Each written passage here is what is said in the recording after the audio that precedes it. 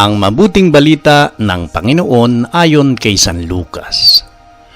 Noong panahong yon, dating ang mga taong nanggagaling sa mga bayan-bayan at lumalapit kay Jesus.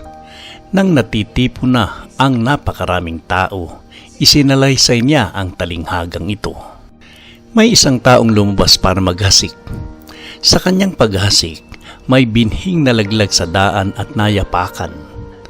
At ang mga ito'y tinuka ng mga ibon. May nalaglag sa kabatuhan at pagtubo ay natuyo dahil sa kawalan ng halumigmig. May nalaglag naman sa dawagan. Lumago ang dawag at ininis ang mga bining tumubo. Ang iba'y nalaglag sa matabang lupa. Tumubo at namunga ng tig-100 butil. At malakas niyang idinugtong, makinig ang may pandinig. Itinanong ng mga alagad kung ano ang kahulugan ng talinghagang ito. Sumagot si Jesus, "Sa inyo'y ipinagkaloob na malaman ng mga lihim tungkol sa paghahari ng Diyos, ngunit sa iba'y sa pamamagitan ng talinghaga, upang tumingin man sila ay hindi makikita, at makinig man sila ay di makaunawa." Ito ang kahulugan ng talinghaga. Ang binhi ay ang salita ng Diyos. Ang mga binhing nalaglag sa tabi ng daan ay ang mga nakinig, ngunit dumating ang diablo at inalis sa kanilang puso ang salita upang hindi sila manalig at maligtas. Ang mga nalaglag sa kabatuhan ay ang mga nakinig ng salita at tumanggap nito ng may galak, ngunit hindi ito tumimo sa kanilang puso. Naniwala silang sandali, ngunit sa panahon ng pagsubok ay tumiwalag agad. Ang mga nahasik naman sa dawagan ay ang mga nakinig, ngunit nang malaon ay nadaig ng mga alalahanin sa buhay at pagkahumaling sa kayamanan at kalayawan. Kaya't hindi nahinog ang kanilang mga bunga.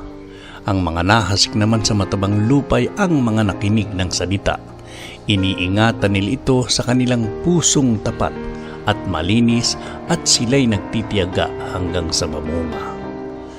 Ang mabuting balita ng Panginoon. Mapagpalang araw ng Sabado sa ating lahat. Sa talinghagang ito, ikinuwento ni Jesus ang tungkol sa binhi na nahulog sa iba't ibang lupa. Sa tabi ng daan, sa batuhan, sa gitna ng mga tinik, at sa mabuting lupa. Ang binhi ay ang salita ng Diyos, at ang uri ng lupa ay sumasagisag sa ating puso at pagtanggap. Madaling pakinggan ang salita ng Diyos, ngunit mahirap itong isabuhay.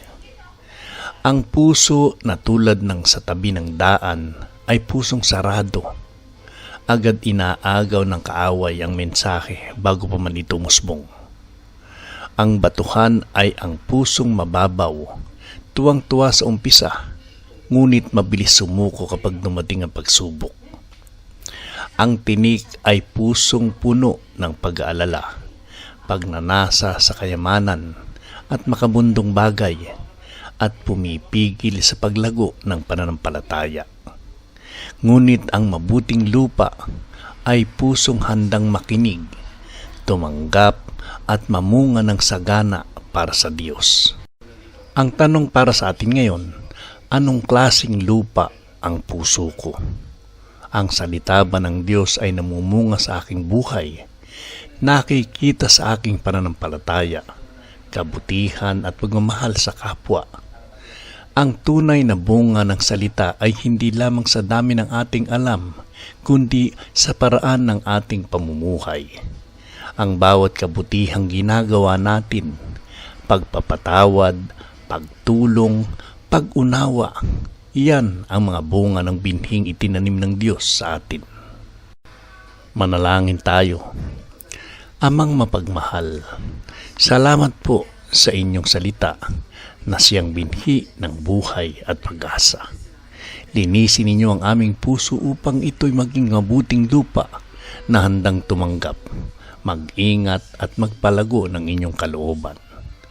Huwag nawa kaming maging alipin ng pag-aalala, tukso at makamundong hangarin, kundi maging tapat na tagasunod na namumunga ng pag-ibig at kabutihan Sa tulong ng Espiritu Santo, gawin niyo kaming tunay na saksi ng inyong pag-ibig.